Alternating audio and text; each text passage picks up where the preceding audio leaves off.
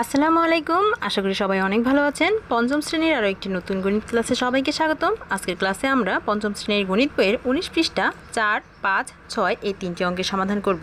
দেখো 4 নঙে লেখা আছে জাহিদুল হাসান বাজার থেকে 40 কেজি চাল, 265 টাকার সয়াবিন তেল এবং 588 টাকার মাছ কিনলেন। প্রতি কেজি চালের মূল্য 38 টাকা। তিনি দোকানদারকে 3000 টাকা দিলেন। দোকানদার তাকে কত টাকা ফেরত দিবে? তো আমাদের প্রথমে বের করতে হবে যে তার আসলে কত টাকা খরচ হয়েছে। আমাদের প্রথমেই লিখতে হবে 1 কেজি চালের দাম দেওয়া আছে 38 টাকা। তিনি 40 কেজি চাল কিনেছেন, তো 40 কেজি চালের দাম কত হবে সেটা বের করতে হবে। তো আমরা কি লিখব?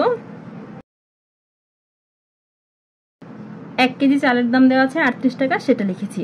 এখন লিখতে হবে কত কেজি চাল কিনেছে? 40 কেজি চাল কিনেছে। তাহলে লিখতে হবে সুতরাং 40 কেজি চালের দাম 40 কেজি চালের দাম কত হবে বলো তো? 1 কেজি চালের দাম যেই টাকাটা হয়েছে অর্থাৎ 38 টাকা, সেই টাকার 40 গুণ হবে, তাই না?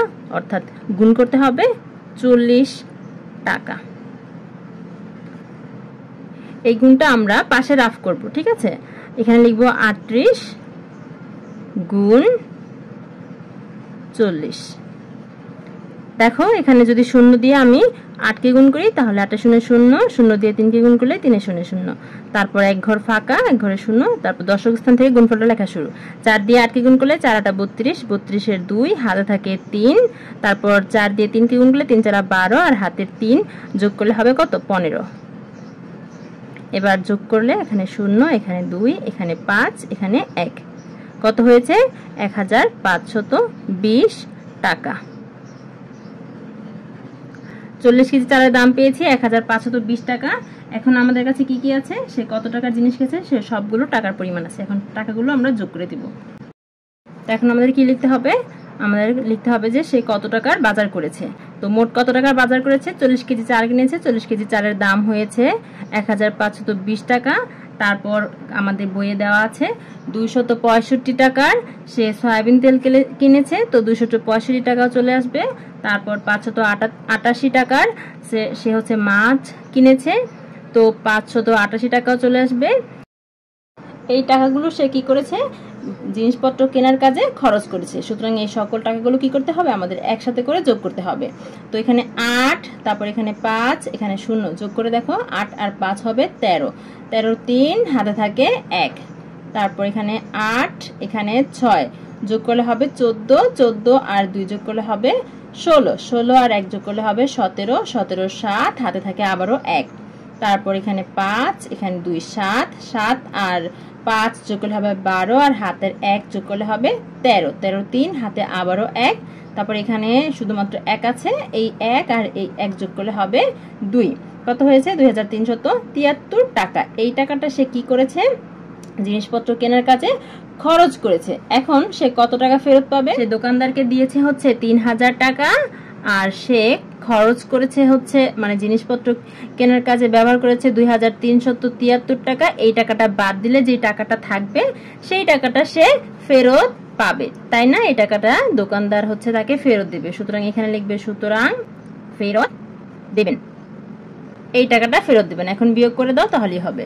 তো এখানে আছে 0 আর এখানে হচ্ছে 3, তো 10 থেকে 3 বাদ গেলে থাকে হচ্ছে 7, তারপর এখানে থাকে 9 আর এখানে থাকে 7, 9 থেকে 7 বাদ গেলে থাকে 2, তারপর এখানে থাকে 9, এখানে থাকে 3, 9 থেকে 3 বাদ গেলে থাকে 6, তারপর এখানে থাকে 2, এখানে থাকে 2 থেকে 2 বাদ গেলে থাকে 0, 0 বাম পাশে লেখার দরকার নেই। তো কত হয়েছে? 627 টাকা। এই টাকাটা সে ফেরত পাবে। এই টাকাটাই আমাদের চেয়েছে। একদম শেষে উত্তর লিখতে হবে, লিখবে উত্তর। 5 নঙে লেখা আছে 2টি গরু এবং 3টি ছাগলের মূল্য একত্রে 45,080 টাকা। একটি ছাগলের মূল্য 4560 টাকা। একটি গরুর মূল্য কত হবে? তো আমরা কি লিখবো? আমাদের কাছে একটি ছাগলের মূল্য দেওয়া আছে, সেটা আমরা লিখে নিব। একটি ছাগলের মূল্য দেওয়া আছে, সেটা লিখে নিয়েছি। আর ছাগল আছে হচ্ছে 3টি, সুতরাং 3টির দাম কত হবে? 3টি ছাগলের দাম 3 গুণ বেশি হবে, তাই না? তাহলে এই যে একটি ছাগলের দাম যেই টাকাটা আছে অর্থাৎ 4560 টাকা, এর সাথে আরো 3 গুণ করতে হবে। গুণ করলে আমরা পাশাপাশিও গুণ করতে পারি, অথবা তোমরা এই পাশে রাফ করতে পারো। 4560কে গুণ করতে হবে 3 দিয়ে। 3 এ 0 0, 3 6 18 8, হাতে থাকে 1, 3 5 15 আর হাতের 1 যোগ করলে হবে 16, 16 6, হাতে থাকে 1, 3 4 12 আর 1 যোগ করলে হবে 13। কত হয়েছে? 13,680 টাকা। 3টি ছাগলের মূল্য পেয়ে গেছি। আমাদের কাছে দেওয়া আছে 2টি গরু এবং 3টি ছাগলের মূল্য একত্রে দেওয়া আছে। তো সেই কথাটা আমরা এখন লিখে নিব। 2টি গরু এবং 3টি ছাগলের মূল্য একত্রে দেওয়া আছে 45,080 টাকা। আমরা 3টি ছাগলের মূল্য পেয়ে গেছি। এখান থেকে আমরা কি করব? এবার 3টি ছাগলের মূল্য আমরা কি করব? বাদ দিয়ে দিব। 13,680 টাকা। এই টাকাটা যদি আমরা বাদ দিয়ে দিই তাহলে কি থাকবে দেখো তো।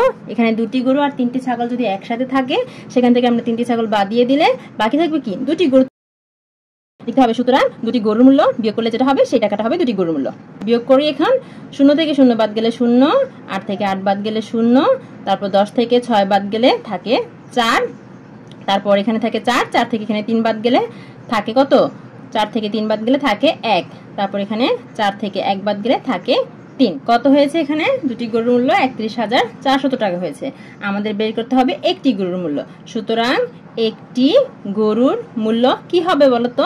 এই টাকাটার অর্ধেক হবে, অর্থাৎ 2 দিয়ে ভাগ করতে হবে। এখানে 2টি গরুর মূল্য দেওয়া আছে। আমরা এখানে থেকে যদি আমরা একটি গরুর মূল্য বের করতে চাই তাহলে এটাকে কি করতে হবে? 2 দিয়ে ভাগ করতে হবে। এই ভাগটা আমরা কি করতে পারি? পাশে রাফ করতে পারি। আমরা কাকে ভাগ করব? ভাগ করব 31,400কে ভাগ করব। আমরা কত দিয়ে ভাগ করব? আমরা 2 দিয়ে ভাগ করব। আচ্ছা, 2 এখানে কটা অঙ্ক? একটা অঙ্ক। এখান থেকে কটা অঙ্ক নিব? প্রথমে আমরা একটা অঙ্ক নিব। একটা অঙ্ক নিলে কত থাকে? 3 থাকে। 3 2 থেকে বড়, তাহলে ভাগ করা যাবে। দেখো 3 এর ভিতরে 2 একবার যায়। 2 একে 2, 2 বার দিলে বড় হয়ে যায়। এখন বিয়োগ করলে এখানে হবে 1। এবার উপর থেকে এই 1কে আমরা নামিয়ে নিয়ে আসবো। কত হলো? 11। 11 এর মধ্যে 2 কয়বার যায়? 5 বার যায়। 5 দুগুণে 10, 5 দুগুণে 10। যদি তুমি 6 বার দাও তাহলে কিন্তু বড় হয়ে যাবে। 6 দুগুণে 12 হয়ে যাবে। বড়টা নেওয়া যাবে না। এখন বিয়োগ করলে এখানে থাকবে কত? 1। এখান থেকে এই 4টাকে নামিয়ে নিয়ে আসো। কত হলো? 14। 14 এর মধ্যে 2 কয়বার যায়? 7 দুগুণে 14, 7 বার যায়। 7 দুগুণে 14। বিয়োগ করলে 0। এই 0 লেখার দরকার নেই। উপরে দেখো 0 আছে, এই 0টাকে নামিয়ে নিয়ে আসি। আচ্ছা, এবার উপর থেকে যেহেতু 0কে নামিয়ে নিয়ে এসেছি, এই 0কে তো ভাগ করতে হবে। এখন দেখো তো 0 এর মধ্যে 2 কয়বার যায়? 0 এর মধ্যে 2 কিন্তু 0 বার যায়। 2 এ 0 0। বিয়োগ করলে 0 হয়। বিয়োগ করে 0 লেখার দরকার নেই। এবার উপরে এই যে আরো একটা 0 আছে, সেইটাকে নামিয়ে নিয়ে আসলাম। এবার উপর থেকে যেহেতু নামিয়েছি, উপর থেকে নামালেই সেটাকে ভাগ করতে হবে। তো এই 0 এর মধ্যে 2 কয়বার যায়? 0 এর মধ্যে 2 যায় 0 বার। 2 এ 0 0। এবার দেখো এখানে আর কোনো অঙ্ক অবশিষ্ট নেই। প্রত্যেকটাকে নামিয়ে ভাগ করা শেষ। এখন বিয়োগ করলে 0 হয়। এই 0টা এবার লিখে দিচ্ছি। ভাগটা কিন্তু শেষ হয়ে গেছে, তাই না? এখন ভাগফল কত হয়েছে? 15,700। এটা কিসের দাম? এটা হচ্ছে একটি গরুর দাম আমরা পেয়ে গেছি। এবার 6 নং খেয়াল করো। লেখা আছে তারিক, জসিম এবং হালিম একটি ফলের দোকানে গেল। তারা নিচের চিত্র অনুযায়ী 6টি কলা, 3টি কমলা এবং 9টি আম কিনলো এবং মোট মূল্য 3 জনে সমানভাবে ভাগ করে দিল। প্রত্যেকে কত টাকা করে দিল? দেখো নিচের চিত্রে প্রত্যেকটির দাম দেওয়া আছে। এখানে একটি কলার ছবি দেওয়া আছে। কলাটির নিচে 10 টাকা লেখা আছে, তার মানে একটি কলার দাম হচ্ছে 10 টাকা। তারপর একটি কমলার দাম দেওয়া আছে 12 টাকা আর একটি আমের দাম দেওয়া আছে 25 টাকা। তো আমাদেরকে প্রথমে কি করতে হবে? প্রথমে বের করতে হবে তাদের মোট মূল্যটা কত হয়েছে। তারপর 3 জনের মধ্যে সমান ভাগে ভাগ করে দিতে হবে। তখন আমরা বের করতে পারবো যে প্রত্যেকে কত টাকা করে দিবে। তো আমরা কিভাবে সাজিয়ে লিখব? আমাদেরকে প্রথমে 6টি কলার দাম বের করতে হবে। আমরা কি লিখবো? আমরা লিখবো 6টি কলার দাম।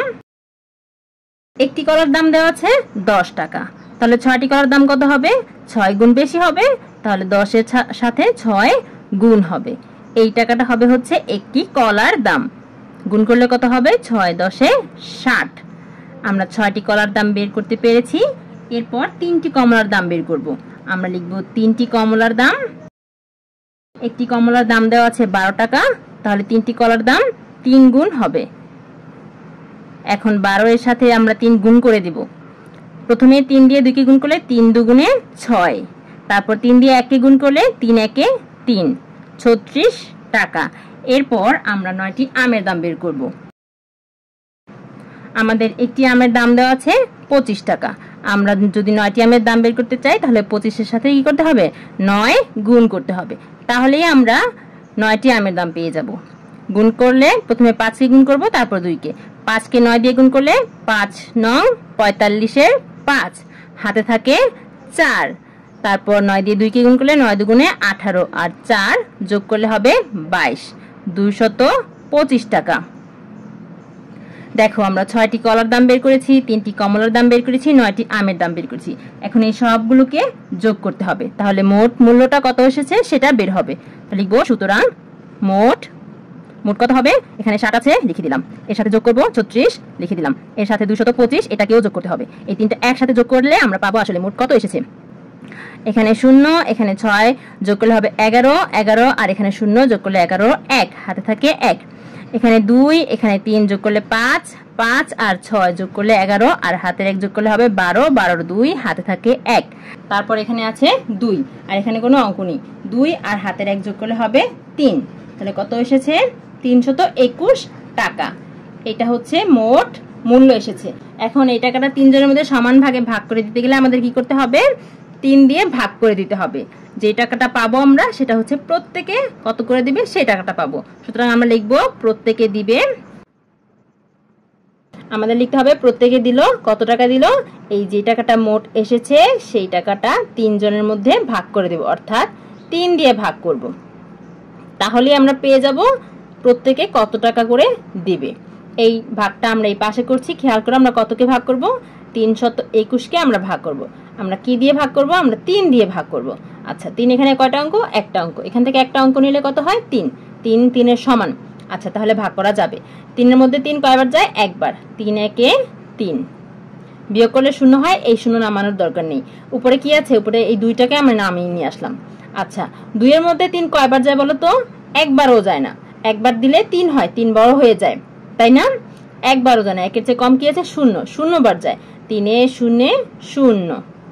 এবার এখানে বিয়োগ করলে কত হবে, বিয়োগ করলে হবে 2। এবার উপর থেকে এই 1কে আমরা নামিয়ে নিয়ে আসবো।